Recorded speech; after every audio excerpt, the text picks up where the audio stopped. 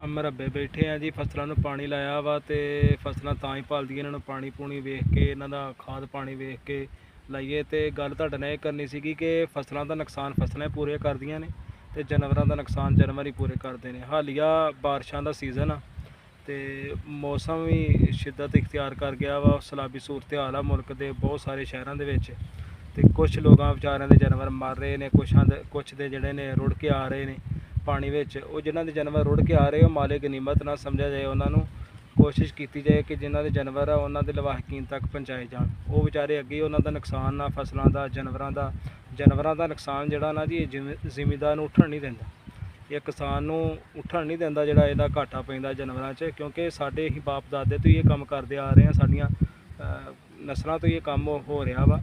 ਤੇ ਹਰ ਬੰਦੇ ਨੂੰ ਪਤਾ ਵਾ ਕਿ ਜਿਹੜਾ ਜਾਨਵਰਾਂ ਦਾ ਘਾਟਾ ਨਾ ਉਹ ਜਾਨਵਰਾਂ ਦਾ ਹੀ ਆ, ਉਹ ਪੂਰਾ ਨਹੀਂ ਹੋ ਸਕਦਾ।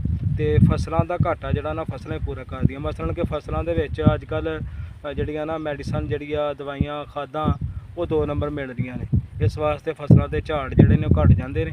ਜਦੋਂ 2 ਨੰਬਰ ਚੀਜ਼ਾਂ ਮਿਲਣ ਤੇ ਬੜੀ ਮਿਹਰਬਾਨੀ ਆ। ਉਹ ਵੀ ਜਿਹੜੀਆਂ ਨੇ 2 ਨੰਬਰ ਚੀਜ਼ਾਂ ਨਾ ਦਿੱਤੀਆਂ ਜਾਣ, ਉਹਨਾਂ 'ਤੇ ਵੀ ਮਹਿਕਮੇ ਨੂੰ ਕਾਰਵਾਈ ਕਰਨੀ ਚਾਹੀਦੀ ਹੈ।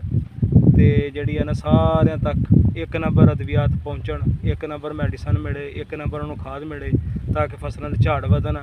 ਫਸਲਾਂ ਦਾ ਝਾੜ ਵਧੇਗਾ, ਮੁਲਕ 'ਚ ਖੁਸ਼ਹਾਲੀ ਆਏਗੀ। ਕਿਉਂਕਿ ਅਗਰ ਪਾਲਿਸੀ ਬਣਾਈ ਜਾਏ ਨਾ ਜ਼ਿਮੀਂਦਾਰਾਂ ਦੀ ਕਿ ਸਾਨੂੰ ਇਹ ਚੀਜ਼ਾਂ ਦੀ ਜ਼ਰੂਰਤ ਹੈ, ਇਹ ਚੀਜ਼ਾਂ ਜਿਹੜੀਆਂ ਕਿਸਾਨ ਉਗਾਉਣ, ਅਤੇ ਸਾਨੂੰ ਕੋਈ ਵੀ ਚੀਜ਼ ਜਿਹੜੀਆਂ ਨੇ ਦੂਸਰੇ ਮੁਲਕ 'ਚੋਂ ਨਾ ਲੈਣੀ ਪਏ।